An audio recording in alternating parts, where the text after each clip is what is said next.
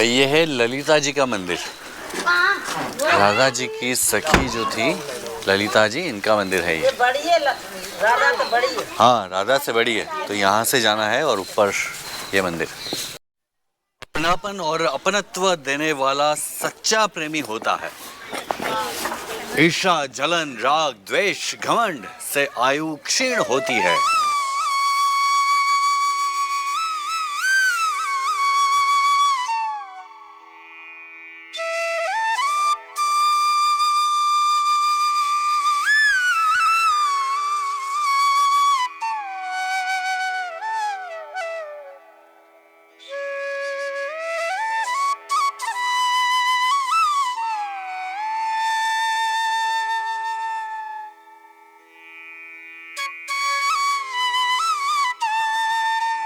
गांव का नाम है ऊंचा गांव, जो कि ललिता जी का जन्म स्थान है।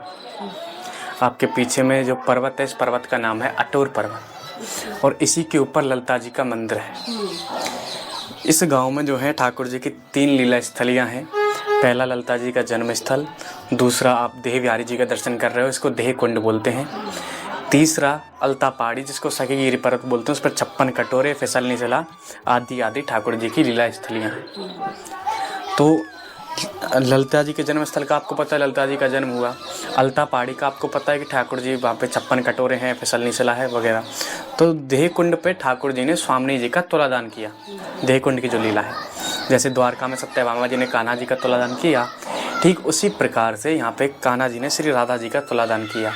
यहाँ की जो लीला है वो इस प्रकार से है कि एक बार एक ब्राह्मण ठाकुर जी के पास में आते हैं। राधा और कृष्ण यहाँ पे नौका विहार कर रहे होते हैं कुंड में। तभी एक ब्राह्मण ठाकुर जी के पास में गए। कुछ लोग मानते हैं नारद जी आए थे लीला करने के लिए, ब्राह्मण का रूप धर के। कहने लगे कि महाराज, मैं यहाँ का ब्राह्मण हूँ, तीर्थ का पुरोहित हूँ, आप हमें कुछ दान दीजिए।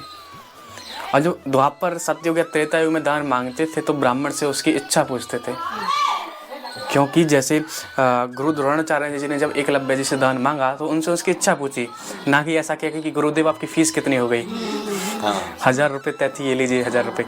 ऐसा नहीं था। ऐसा गुरु या पंडित से उसकी इच्छा पूछते थे कि जो सामने वाला मांगेगा वो पूरी की जा सकती। ठीक उसी प्रकार से कान्हा जी बोले कि बताइए ब्राह्मण देवता आप क्या चाहते हैं। तो ब्राह्मण कहते हैं कि हे कृष्ण, जो भी संसार में आपको सबसे प्रिय हो उसका आप हमें दान दीजिए। अब कान्हा जी को संसार में सबसे प्रिय कौन है? राधा जी। और समस्या सबसे बड़ी ये हो जाए कि अगर राधा रानी पास में विराजमान हो और सामने से कोई ये पूछ ले कि तुमको संसार में सबसे प्रिय कौन है, तो ठाकुर जी कुछ और प्रिय बताएं तो राधा रानी रुष्ट हो जाएं। तो ठाकुर जी ने ऐसे स्वामी जी की तरफ अंगूठे से इशारा कर दिया, करुणांगुष्ठ मूल्य, और प्रिय राधा रानी को बताया।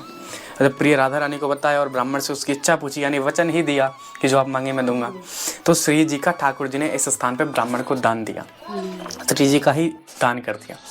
इसका अर्थ क्या निकल के आता है? श्री जी का दान कर दिया। राधा कृष्ण स्वरूपम वै कृष्ण राधा स्वरूपिणीम कलात्मानम निकुंजस्तम गुरु रूपम सदा भजे। मतलब राधा ही कृष्ण है, कृष्ण ही राधा है। अगर ठाकुर जी ने यहाँ पे श्री जी का दान किया, इसका अर्थ ये निकल के आता है कि ठाकुर जी ने अपने ही दूसरे स्वरूप का यहाँ पे दान किया। तो ठाकुर जी ने अपने दूसरे स्वरूप राधा रूपी देह का यहाँ पे दान किया, तो कुंड का नाम पड़ा देह कुंड, ये देह बिहारी जी।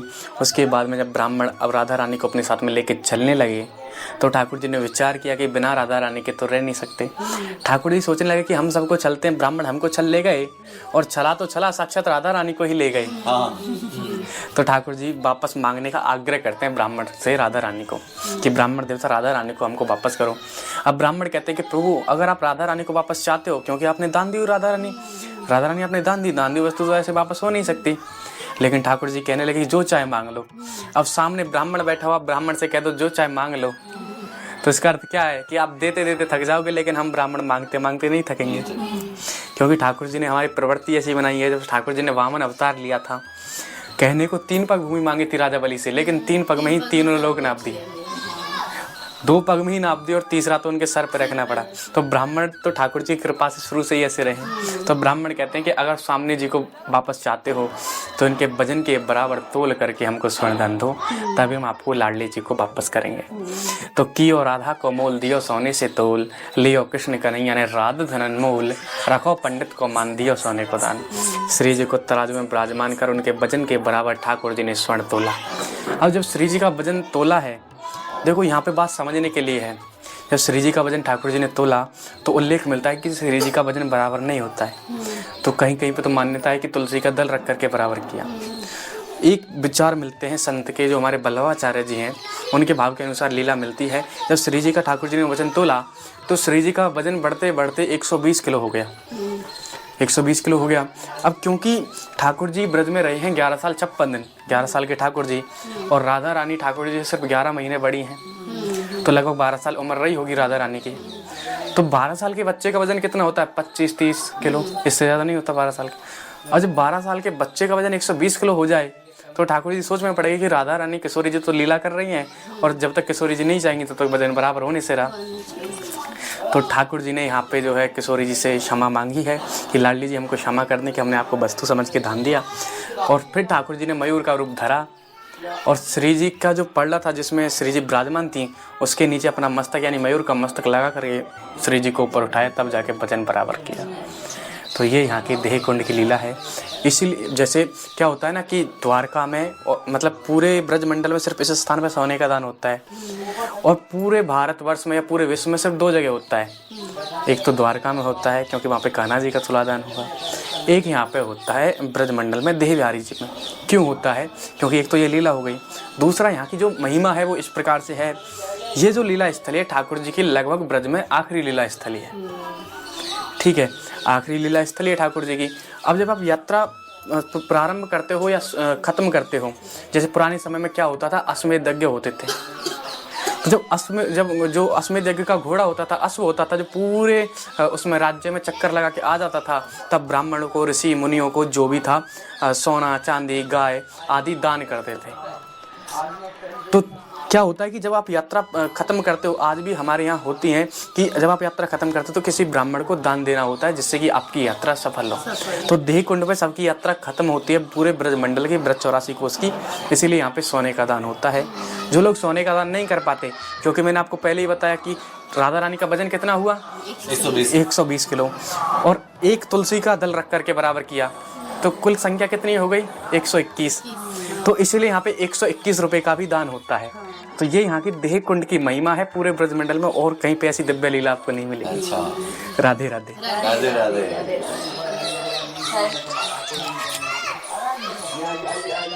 तो ये अभी खाना खा लिया है और अभी हम जा रहे हैं करेला गांव में महाप्रभु जी की बैठक है, वहाँ पर जा रहे हैं।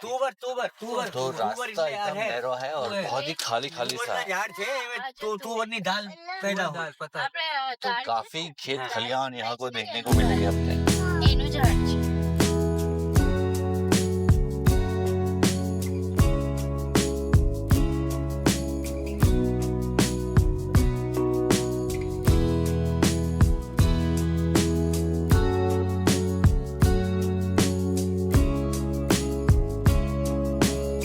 नंबर कौन सा? तो भाई हम पहुंचे हैं करेला और महाप्रभु जी की बैठक जी यहाँ पर है, तो चलिए चलते हैं वहाँ पर। पहले देख लीजिए गौ मैया के छोटे छोटे बछड़े।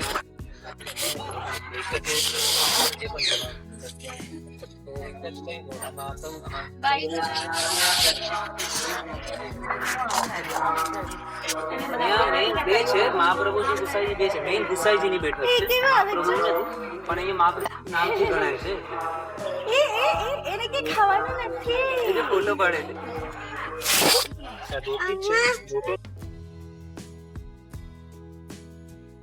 गुसाई जी की 21वीं बैठक, महाप्रभु जी गुसाई जी की 21वीं बैठक, गुसाई जी की 21वीं बैठक है। गुसाई जी की पर बैठक यहाँ पे महाप्रभु जी भी है, गुसाई जी की भी है और गोकुलनाथ जी भी, तीनों बैठक है। 3 बैठक है, गोकुलनाथ जी, फिर महाप्रभु जी गुसाई जी और गोकुलनाथ जी की बैठक है।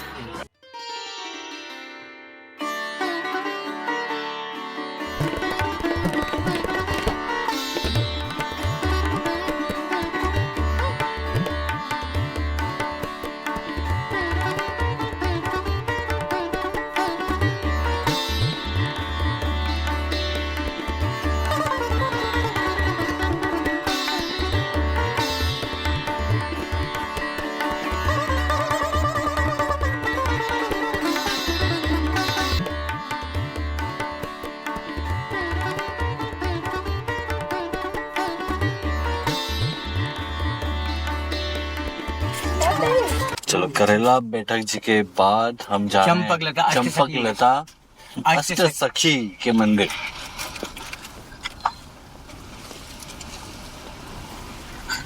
तो छोटी छोटी गलियों से हम गुजरते हैं अभी, और बहुत ही प्यारे प्यारे छोटे छोटे घर, एकदम शांत वातावरण। यही मंदिर होगा, राम राम, यही मंदिर है, लिखा है। कौन सा मंदिर है? क्या है? अच्छा सामने, हाँ ये सुबह वाइट, ये सामने वाइट कलर का जो मंदिर है ना, वही है। अष्ट सखी में से एक सखी का नाम चंपकलता, ऐसा बोलो। खुला है कि नहीं खुला है?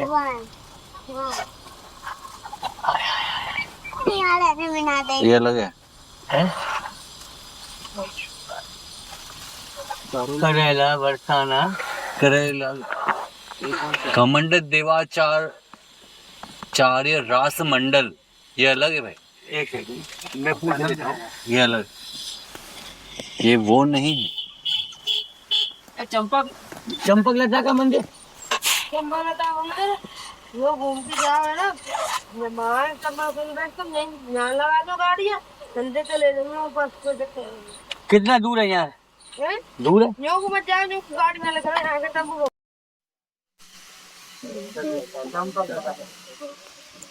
श्री झूल बिहारी मंदिर, चंपकलता सखी। तो ये रास्ता इस तरफ जाता है, वहां पर होगा।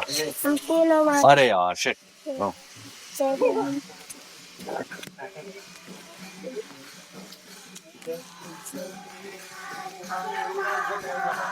क्या खुला खुला वातावरण।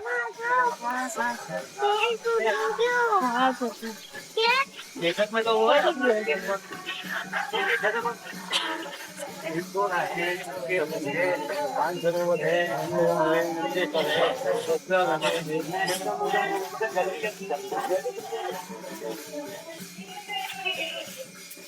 क्या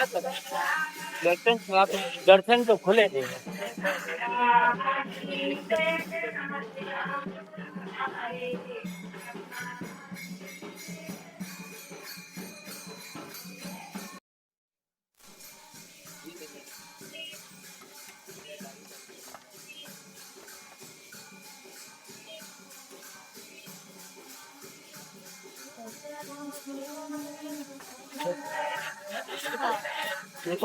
चंपकलता चंपकलता जी है। और ये कौन है? ललिता जी। अच्छा, ये ललिता।